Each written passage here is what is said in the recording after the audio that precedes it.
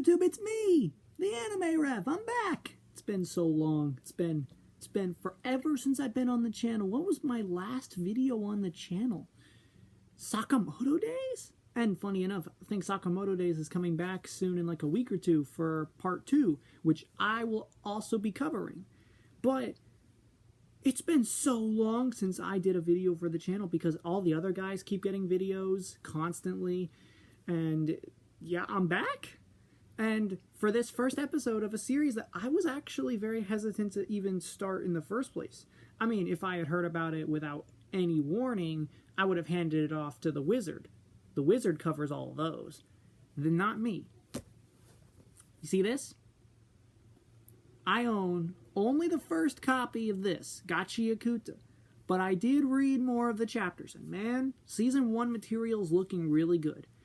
Which is also just telling me this first episode is going to be very painful to get through. I know it's done by Studio Bones, so it's the same team that did, the same studio that did Soul Eater. I'm pretty sure.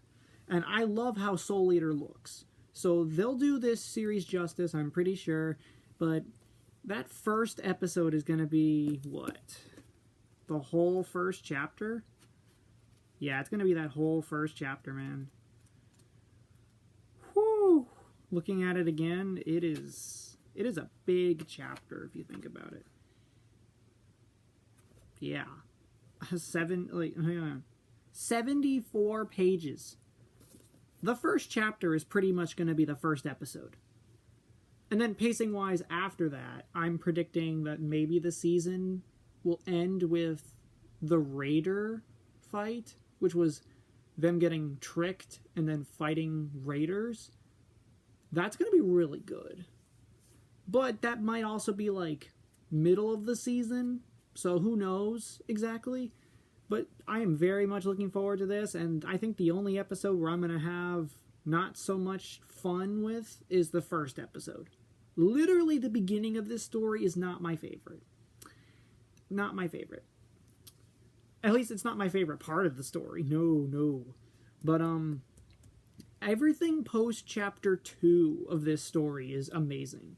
It's just that sometimes when you have this setup at the beginning, I don't know how to describe it. There are like parts of a series where you don't necessarily like jive with it, but that's because it hooks you with that emotion, so you're feeling what the main character's feeling, and then you're just there for the whole rest of the series, which will pretty much be me in a couple months with the big one that's being hyped up on the channel. You may have heard of it. It's called Backstabbed in a Backwater Dungeon. Infinite Gacha, you know?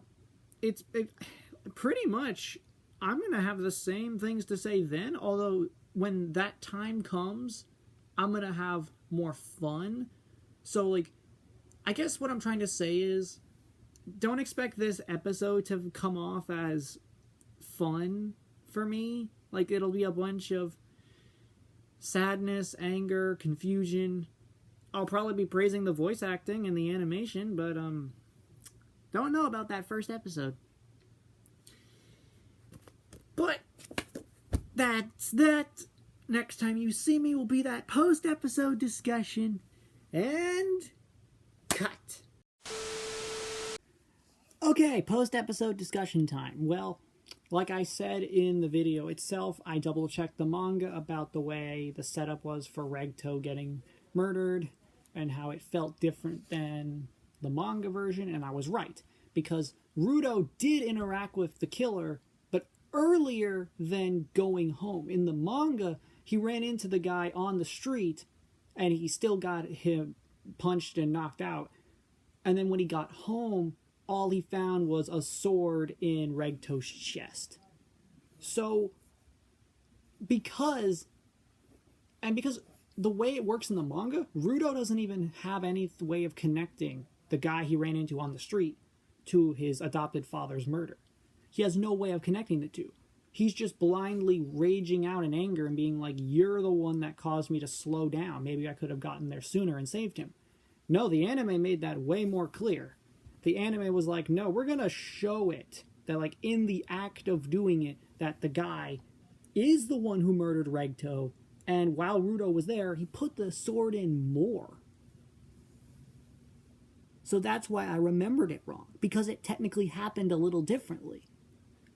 Which makes the angel, not angel, that makes the apostle guards that show up to tase Rudo and then, like, put him down and say you're a murderer and everything, that makes them even more hypocritical, because they're either too blind to see the actual killer on the run, as well as him being in the crowd when Rudo gets dropped, or they let him get away on purpose and they're in cahoots.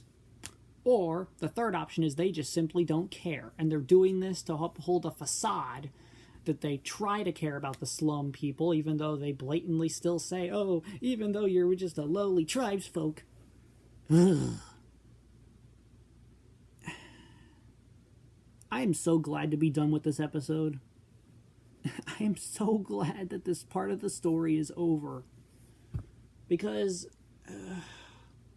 for the chunk that I'm at, plus where I'm sure the story goes after chapter 22, we're not going to be up on the sphere for a long while, and I have a feeling that things are going to be way different if we ever go back, but so far my favorite part of the manga probably won't get animated for like 6 or 7 more weeks. I'm thinking that it could be season finale material, but then if this whole first episode was just the first chapter, depending on how they pace the upcoming episodes, it could be season finale material. And the part I'm talking about is the Raiders fight, where we're fighting off those Raiders.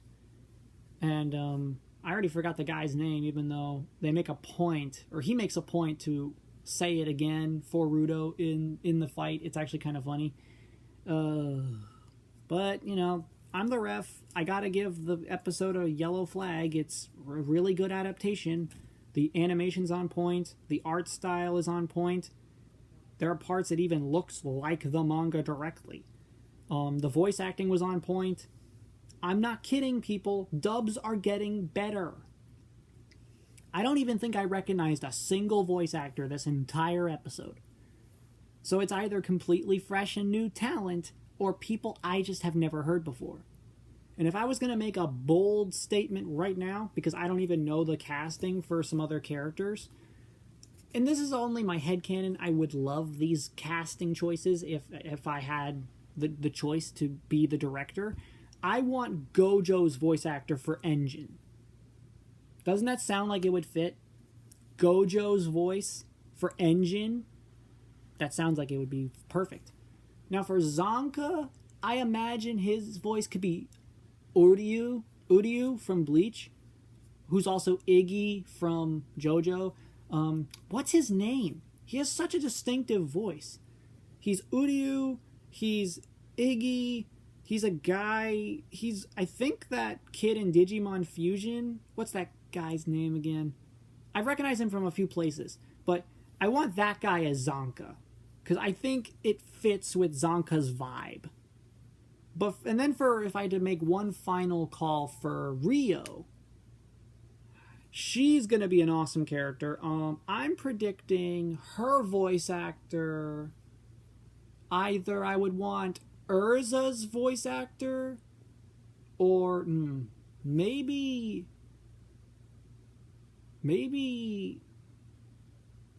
no. Maybe Albedo's voice actor. It's up in the air with her. So we'll get there when the episodes get there, of course. Which probably will be either next week or the week after. But that's basically it for me, for the ref. Thank you all so much for watching.